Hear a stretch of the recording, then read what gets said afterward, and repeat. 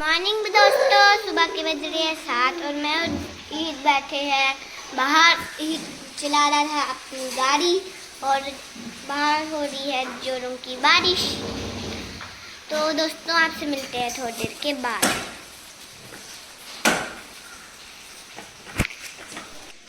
दोस्तों आज हम आपको बताएंगे कि हम जो दूध को गर्म करने से ऊपर मलाई आती है और उसे हम 10 to 15 डेज़ कलेक्ट करते हैं, उसके बाद में मक्खन कैसे निकालते हैं।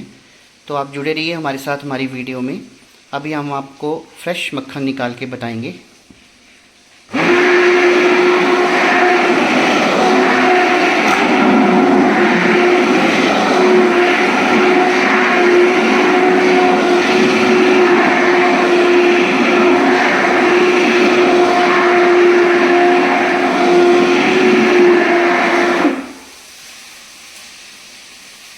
दोस्तों हमें यहाँ गांव में हम रह रहे हैं और बहुत ही फ्रेश दूध मिल जाता है और बिल्कुल प्योर मक्खन निकलता है। हम वीकली या आफ्टर 15 डेज़ रेगुलरली मक्खन निकालते हैं और इसका घी भी बनाते हैं।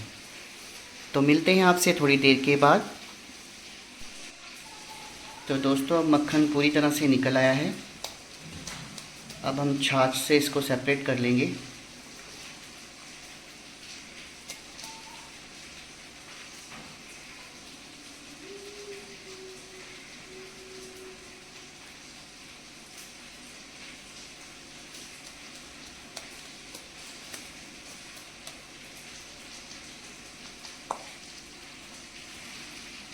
तो जो भी हमारी ये वीडियो देखेगा कमेंट सेक्शन में कमेंट करके ज़रूर बताना कि हमारा घर का निकाला हुआ मक्खन आपको कैसा लगा।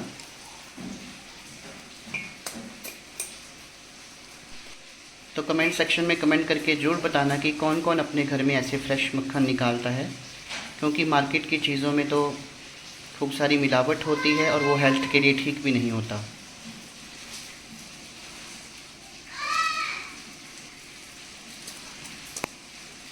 तो जुड़े रहिए आज के ब्लॉग में। मिलते हैं आपसे थोड़ी देर के बाद। दोस्तों अगर हम सोचें कि हमने एक बार अपनी एजुकेशन कंप्लीट कर ली है, तो हमारी पढ़ाई जो है वो ख़त्म हो गई है, या हमने कोई गवर्नमेंट सर्विस ज्वाइन कर ली है, या हम अपना बिज़नेस करते हैं, तो अब हमने लाइफ में आगे पढ़ना नहीं है या एजुकेशन से हमारा कोई लेना देना नहीं है। तो ऐसा नहीं होता है। जैसे अब हमारे बच्चे पढ़ रहे हैं तो उनके साथ हम भी पढ़ रहे हैं। अब जैसे मेरी बेटी के एग्ज़ाम चले हुए हैं तो उसने चैप्टर्स लर्न किए हैं, तो वो मेरे को बोल रही है पापा मेरा पेपर सेट कर दो, मुझे प्रैक्टिस करनी है। तो देखो मेरे को कितना सारा लिखना पड़ रहा है। तो मेरा कहने का मतलब है कि एजुकेशन जो है वो कभी भी ख़त्म नहीं होती।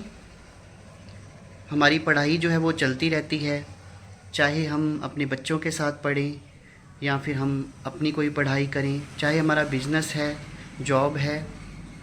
तो जब तक आदमी ज़िंदा रहता है कुछ ना कुछ सीखता रहता है। तो जुड़े रहिए हमारे आज के ब्लॉग में। मैं आपसे मिलता हूँ थोड़ी देर के बाद। तो दोस्तों इस समय सुबह के 10 बज रहे हैं और हम कर रहे हैं ब्रेकफ़ास्ट। आज ब्रेकफ़ास्ट करने में थोड़ा सा लेट हो गए। बाहर बहुत ही मूसलाधार बारिश लगी हुई है और आज ब्रेकफ़ास्ट में हम ले रहे हैं पराठे, घर का निकाला हुआ फ्रेश मक्खन और आलू के पराठे और आम का अचार, साथ में चाय। तो दोस्तों ये हैं आलू के पराठे जो मैं मक्खन के साथ ले रहा हूँ। तो आज मैंने सोचा था कि आज थोड़ा हैवी ब्रेकफ़ास्ट करेंगे, छुट्टी का दिन है। साथ में है आम का अचार, ये है फ्रेश मक्खन जो हमने निकाला हुआ है, और साथ में ले रहा हूँ कड़क चाय। तो जुड़े रहिए हमारे आज के ब्लॉग में।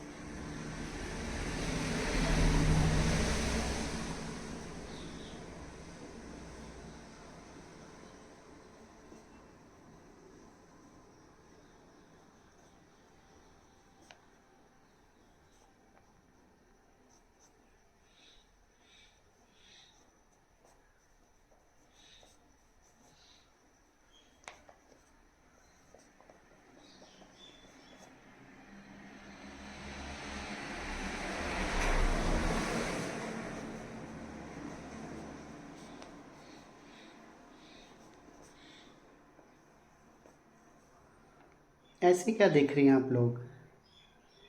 जब बच्चों के पेपर होते हैं तो पेरेंट्स के एग्ज़ाम्स जो होते हैं वो भी बराबर ही चलते हैं, क्योंकि एटलीस्ट बच्चों को जब वो लर्न कर लेते हैं तो हम उनको एग्ज़ाम डालते हैं, क्वेश्चंस डालते हैं और फिर उन क्वेश्चंस को सॉल्व करते हैं। तो जो हमारी मेमोरीज़ होती हैं वो भी रिफ़्रेश होती हैं कि जब हम सेकंड स्टैंडर्ड में पढ़ते थे, थर्ड स्टैंडर्ड में पढ़ते थे तो हम कैसे पढ़ते थे, उस समय क्या सिलेबस था और अब क्या सिलेबस है। तो सिलेबस तो ऑलमोस्ट सीबीएसई का वो ही है, थोड़ा थोड़ा चेंज हुआ है, पर ये है कि अब हमारी पढ़ने की उम्र तो नहीं है, लेकिन इस एज में आकर अपने बच्चों को देखकर हमारी जो मेमोरीज़ हैं वो रिफ़्रेश होती हैं। उस समय हम कैसे पढ़ते थे वो सब बातें जो हैं वो तरोताज़ा होती हैं। अपने स्कूल के बारे में याद आती है, अपने टीचर्स के बारे में याद आती है। तो जुड़े रहिए हमारे आज के ब्लॉग में।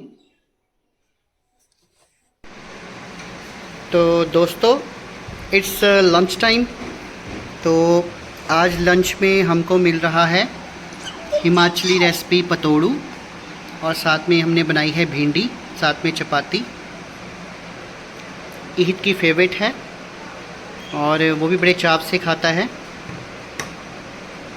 तो फ्रेंड्स, हम कर लेते हैं अपना लंच और आपसे मिलते हैं हम थोड़ी देर के बाद।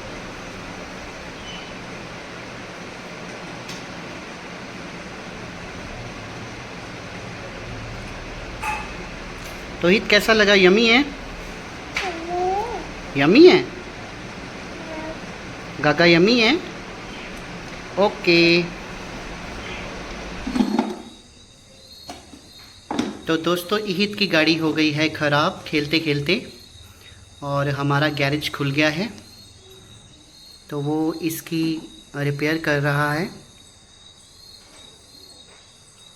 गाड़ी के टायर्स को अलाइन करने की कोशिश कर रहा है। ईद क्या हो गया इसको, टायर को?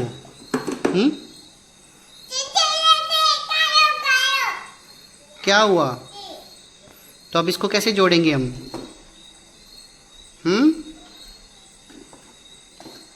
गाड़ी कैसे चलेगी अब? कैसे? ओ, ये ऐसे?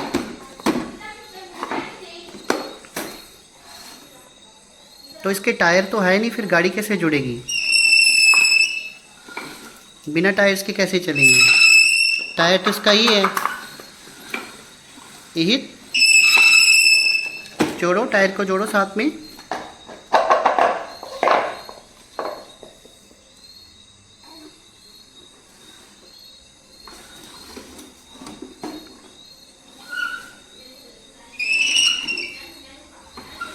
तो दोस्तों, हम ईद की गाड़ी को कर लेते हैं रिपेयर, उसकी गाड़ी को अलाइन कर लेते हैं ताकि वो इसको आराम से चला पाए।